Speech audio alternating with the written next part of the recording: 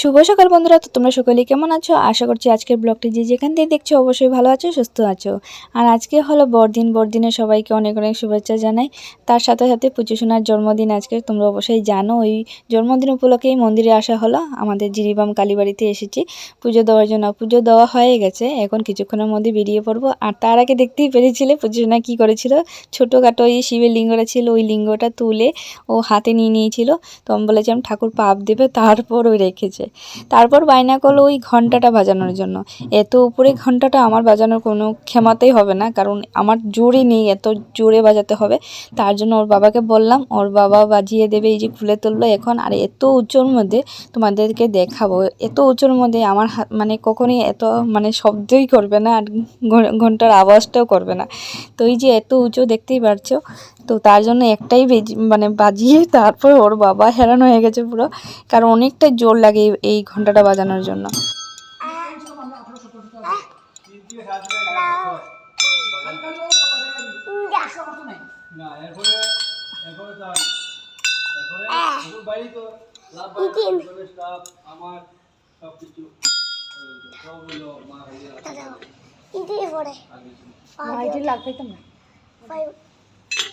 তারপর দেখো পুজো সম্পূর্ণ হয়ে গেল। এখন চরণামৃত নিয়ে তারপর প্রসাদটা দিয়ে দেবে, তারপর চলে যাবো আমরা বাড়িতে। এই দেখো আমাদের জিরিবাম মা কালী কেমন দেখতে, অনেকটাই সুন্দর, কিন্তু অনেকটা ভিতরে, তার জন্য স্পষ্টভাবে বোঝা যাচ্ছিল না।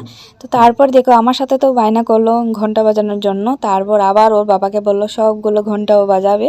তো নিজে তো আর লাগ পাচ্ছিল না, তার জন্য মানে কারোর সাহায্য করে ও ঘন্টাগুলো সব বাজিয়ে নিল। তারপর দেখো আবার এই জায়গাটা একটু শ্যুট করলাম। এখানে হলো শিব আর পার্বতী, ওনাদেরকে এখানে রাখা হয়েছে। আরও অনেক মন্দির আছে, সবগুলো বন্ধ ছিল। ভেবেছিলাম কালীমার মন্দিরটাও বন্ধ হয়ে যাবে, কিন্তু না, খোলা। এসে দেখেছি খোলা হয়, মানে খোলা আছে। তো তার জন্য পুজোটাও দিয়ে দিলাম। মনে অনেকটাই দুশ্চিন্তা নিয়ে আসলাম, কি জানি খোলা থাকবে কি না, কারণ অনেকটাই বেলা হয়ে গেছিলো ঘর থেকে বেরিয়ে আস্তে আস্তে। তো তারপর দেখো পুজো সোনা ও ধূপকাঠি মোমবাতিগুলো জ্বালিয়ে দিচ্ছিল। ও বলছিল আমি একা একা পারবো। আমি বলেছিলাম না, হাতে ফুচকা টুচকা পড়ে যাবে, কিন্তু না, সুন্দরভাবেই জ্বালিয়ে দিল। তো চলো বাড়িতে যাই।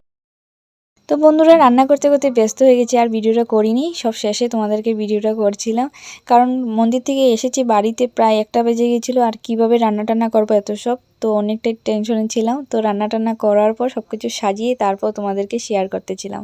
তো অনেক মানে 4-5 রকমের ভাজা বানিয়েছি, শাক বানিয়েছি, আর স্যালাড ছিল, ডাল, মাংস, মাছ আর পায়েস। তো পায়েস তো মেইন থাকবেই, কারণ শুভ কাজে পায়েসটা মেইন।